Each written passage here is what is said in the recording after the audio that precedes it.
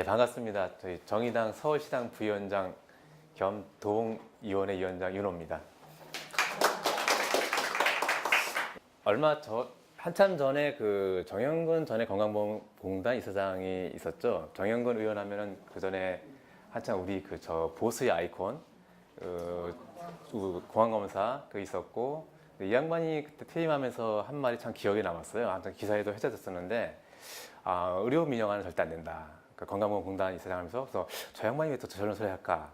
최근에 이제 그 건강보험공단 그 이사 또 유치에 나온 분도 상당히 또 그런 류의 말씀 많이 했어요. 그래서 저런 양반들도 들어가면 건강보험공단 자체가 우리 공공성의 어떤 상징이 되고 있고 기능을 하기 때문에 알면은 또 이 사람들이 자기의 어떤 소신이 생기고 그렇게 신념이 생기는구나. 그래서 이런 내용들을 많이 지역에서 알고 있으면 잘못 알려진 내용들이 제대로만 알려지면 많은 호응과 어떤 지지를 얻을 수 있겠다 이렇게 생각을 했습니다.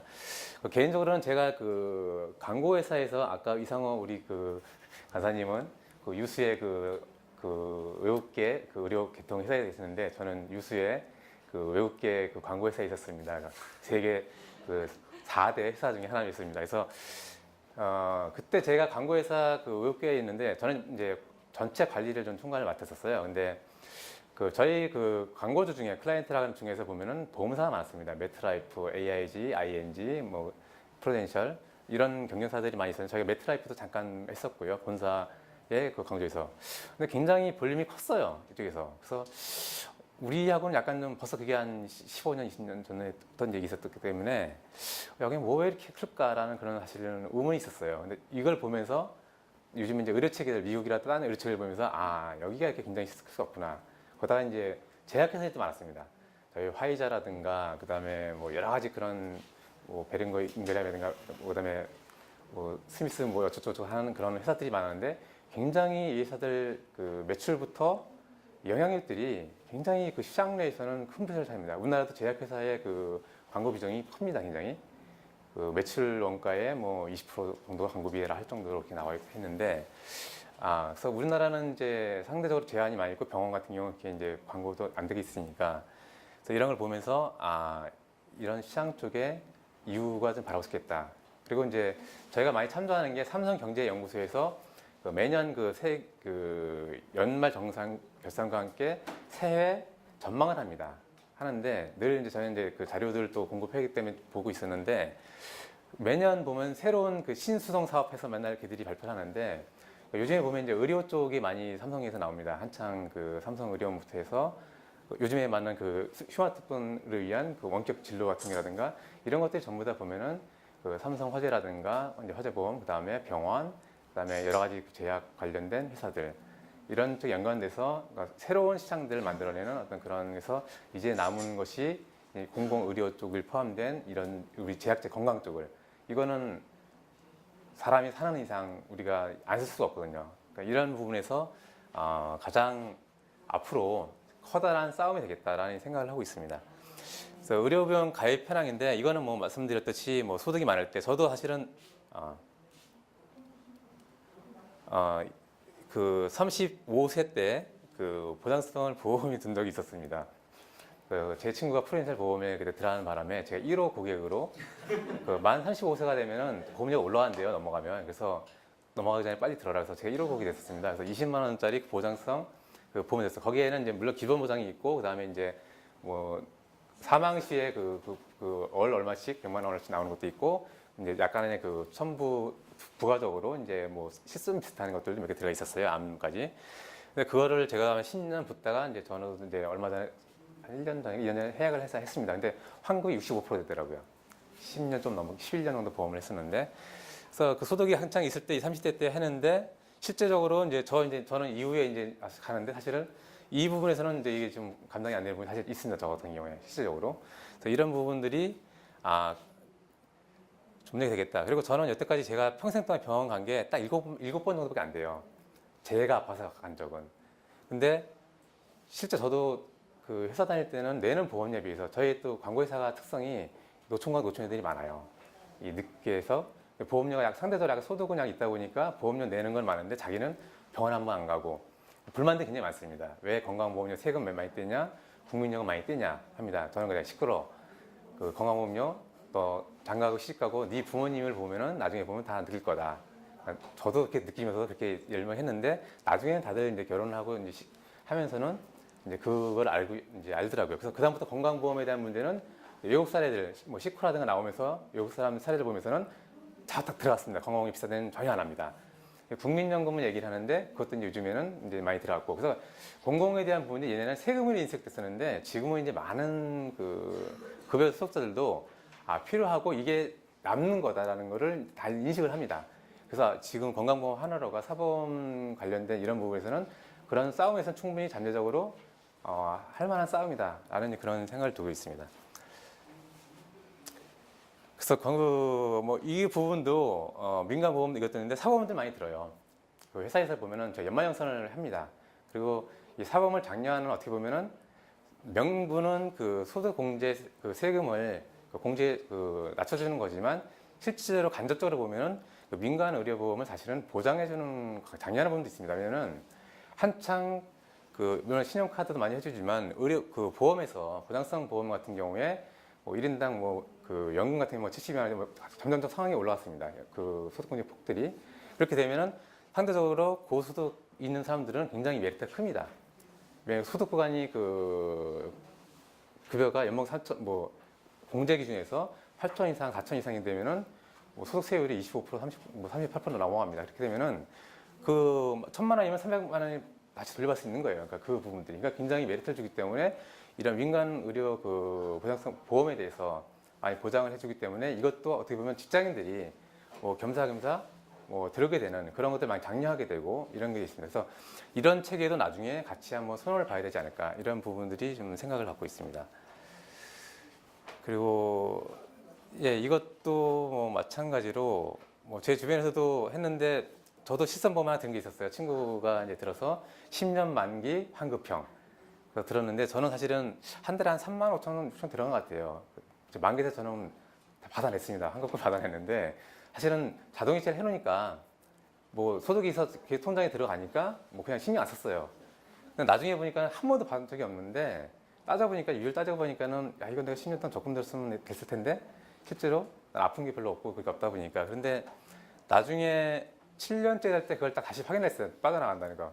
3년 더 넣고 받아야겠다 받았는 느낌 했는데 사실 그 소득이 있을 때에 일정 정도 내가 저축하는 부분과 이 부분에서는 일정 정도 상쇄하는 부분이 있다. 큰 병 아닌다면. 그래서 건강보험에서도 사실은 그 소소한 일상적인 부분들은 보장성을 여기서 우리가 80%까지 보장하게 된다면은 어지간한 것들은 다 커버 된다고 봐요. 근데 아까처럼 암이라든가 식이성 질환이라든가 이런 부분들의 보장에 대한 부분들을 일정 정도 국가가 그 건강보험 운영 체계에서 보장을 해준다면 사실 실손보험이나 이런 부분들이 거의 뭐 그렇게 필요가 있을까라는 사실 저희 그 개인적 경험과 주변을 본다면은 그게 있었어요. 그래서 저희 집안에도 보면은 저희 그 큰어머니께서 약간 그 수술을 하시다가 2번의 그 수술을 하셨어요. 그 털어지셔가지고 이제 고관절 2번 해서 수술 2번 하셨는데 다시 치매 증상이 오셔가지고 이제 병원에 한 1년간 계시고 나중에 이제 요양병원에서 한 만 3년을 계시다가 이제 돌아가셨는데 그때 이제 혼자 계셔가지고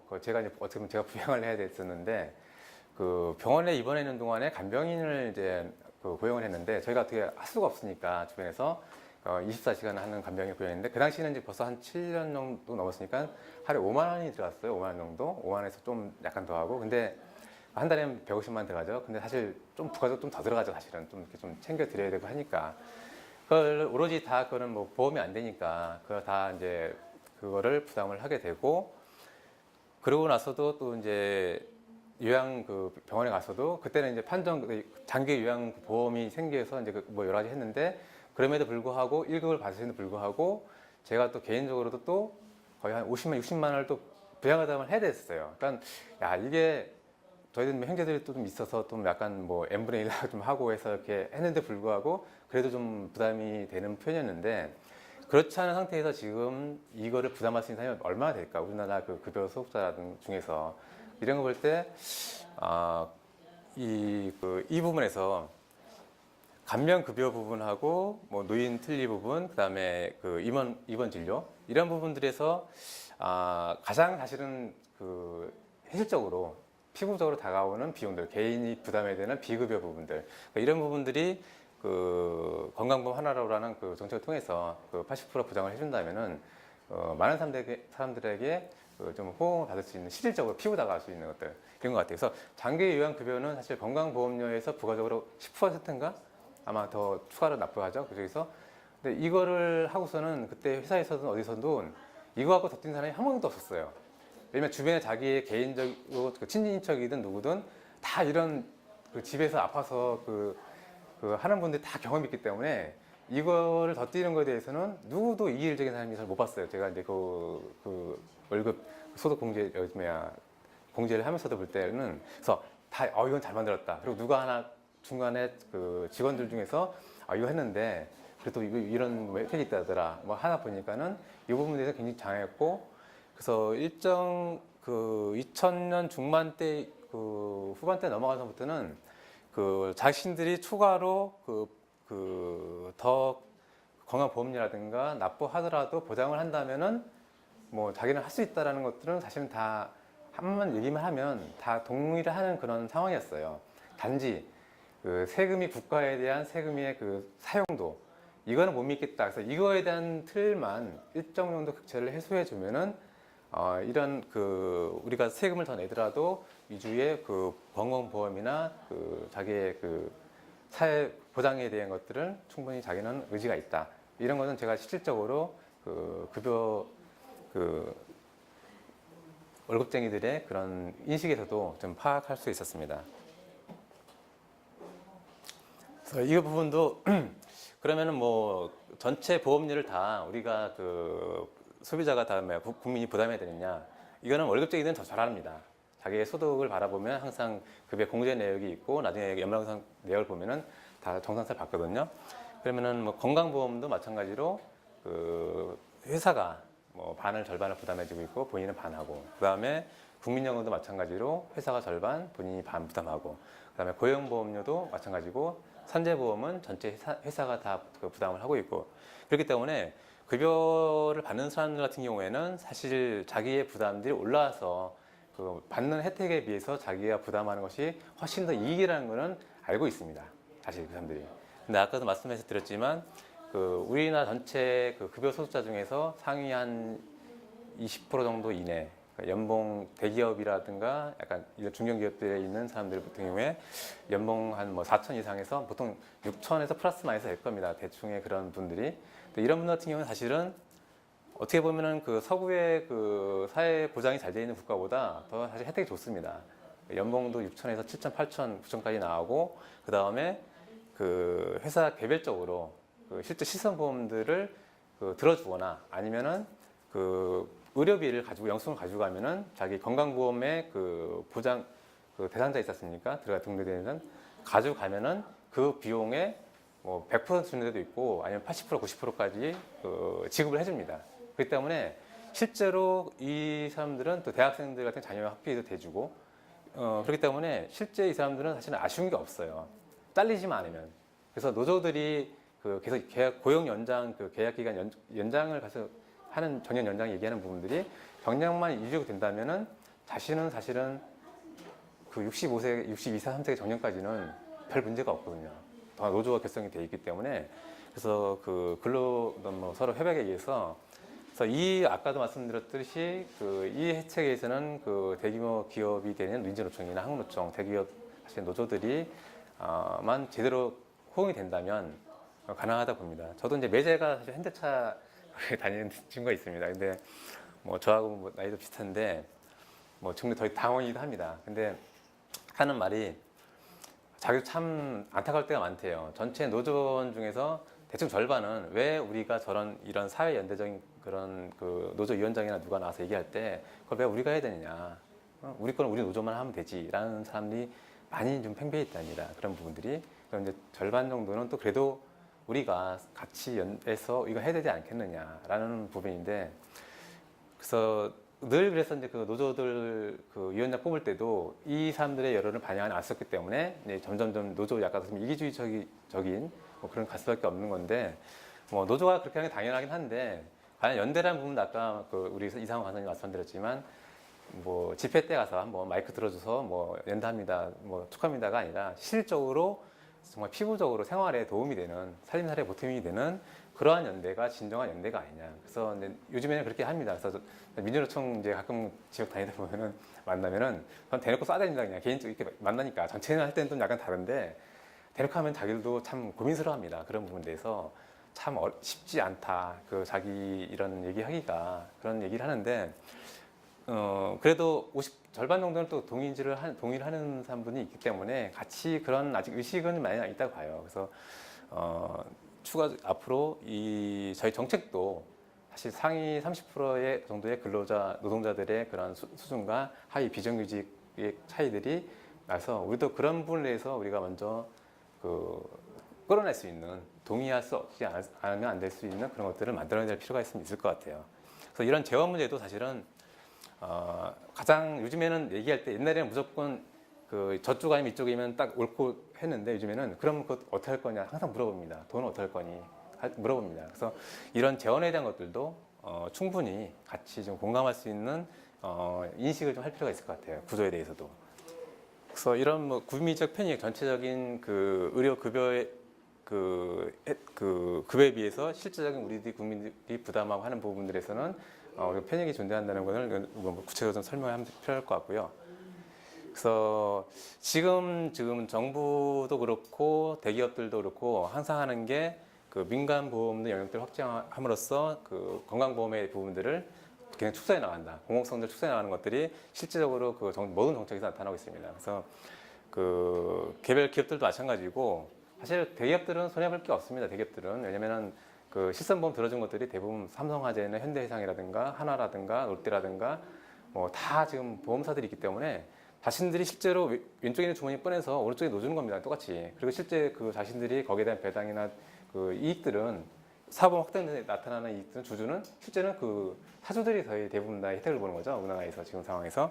얼마 전에 삼성화재도 상장했을 때 엄청난 이건희 그 회장과 그 일가족들이 했죠. 사실 이거는 고객들의 어떤 그 보험료로서 운영하는 건데 고객들에 돌려줘야 되는 것이 맞음에 불구하고 실제 그런 개인의 주식회사나 구조에서 가져가죠. 그래서 이제 거기가 공공성에 대한 문제가 돼서 뭐 얼마 뭐 4회 8천하고 환원하냐 하는데 그거는 그걸로 끝나는 거죠. 계속적인 이익들은 자기네들이 계속 가져가게 되는 거죠. 그래서 이미 여기서부터 벌써 이 분배가 달라지는 것이고 이후에 아마 점점 더 그 사보험에 대한 그 보험회사와 그 대기업들의 이 부분에 영향돼서는 아마 될 겁니다. 그래서 이거는 말 그대로 뭐 창조경제도 아니고 새롭게 우리가 어떤 그 일자리라든가 새로운 걸 창작하는 것도 아니고 어떤 새로운 그 부의 이전이죠. 그러니까 쉽게 말하자면 어떻게 보면 새로운 그 부를 창출해내는 게 아니라 부의 이전이고 부의 항속적인 유지죠. 그러니까 이것들이 점점 더. 그래서 전체적으로 사회적으로 써야 될 비용들이 그 점점 우리 가처분을 줄여드리고 이쪽에 점점 더 쓰게 되면서 공공성이 줄어들면서 그 간단한 부분이죠. 그래서 이쪽을 확대해야 되는 부분들은 어차피 우리에 남는 부분인데 국민들한테 공기업들은 어차피 공기업이 이익 많이 남겨도 어차피 국가 재산이기 때문에 뭐 여러 가지 의미가 있는데 이것도 무슨 사기업이라는 거죠.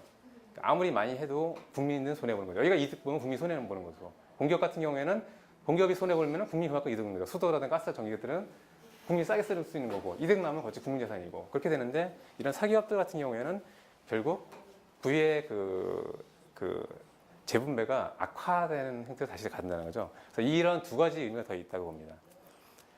그래서 이 단체들도 마찬가지인데 그 사실 좀 뭐 친구가 또 여기도 하나 있어요. 그래가지고 전에 우리 김영희 회장 잠깐 봤는데 그래서 전에 그 한국노총에 있으면서 물론 이제 그런 역할들을 좀 잠깐 뭐 얘기를 했는데 그 좀 많이 한국노총이 약간 좀 길을 약간 삐딱선을 많이 타지 않았습니까? 뭐 세련도 가고 저기 했었는데 그래도 건강한 친구들이 좀 몇 분 있겠습니다. 그래도 한국노총에도 보면은 그래서 예전에 보면은 뭐 성명서 낼 때 보면 이상하게 삐딱하게 딴 성명서 내고 하고 그랬었는데 그래서 장기적으로 보면은 그 민주노총이나 한국노총도 지금 사회적 변화를 아마 거부하지 못할 것 같아요. 지금 공무원 노조 그 연금 관련된 부정에서도 많은 공무원들이 물론 이제 어렵다 얘기하지만 과거와는 분위기가 다릅니다. 그러니까 국민들의 전체적인 생활 기반 자체가 자영업자도 거의 이제 몰락하는 그런 수준이기 때문에 그래서 이런 부분들은 우리가 조금만 사회적 여론을 만들어 나간다면은 충분히 설득하고 아마 그 여론적인 압박에 의해서도 갈 수밖에 없는 그런 형태라고 생각합니다. 건강보험의 우리가 핵심은 일단 공공성을 강화하고 그것이 사회적인 연대 차원에서도 좀 더 소득이 높은 우리 급여 노동자들 같은 경우에도 좀 더 실질적인 사회 연대를 할 수 있는 것이고, 그다음에 사회적인 재분배, 그다음에 국가의 그 세금의 그 재분배라는 거, 건강보험이 특히 그게 강하거든요. 국민연금보다도. 왜냐면 건강보험은 국민연금은 일정 소득 이상 연봉 한 4천 정도 넘어가면 그 이상 더 안 합니다. 그것도 약간 그 공적 재분배 역할을 하긴 하는데 작습니다. 근데 건강보험은 그 폭이 좀 큽니다. 더. 급여 좀 많은 분들은 더 그 폭 인상 납부율 좀 높고, 낮은 분들은 실질적으로 낮을수록의 그 환급률이 받는 보상률이 굉장히 더 높습니다. 그렇기 때문에 이런 부분에서도 사회적 연대 차원과 부의 재분배 이런 차원에서 앞으로 이후에 가장 더 큰 힘을 받을 수 있는 정책이라고 판단합니다.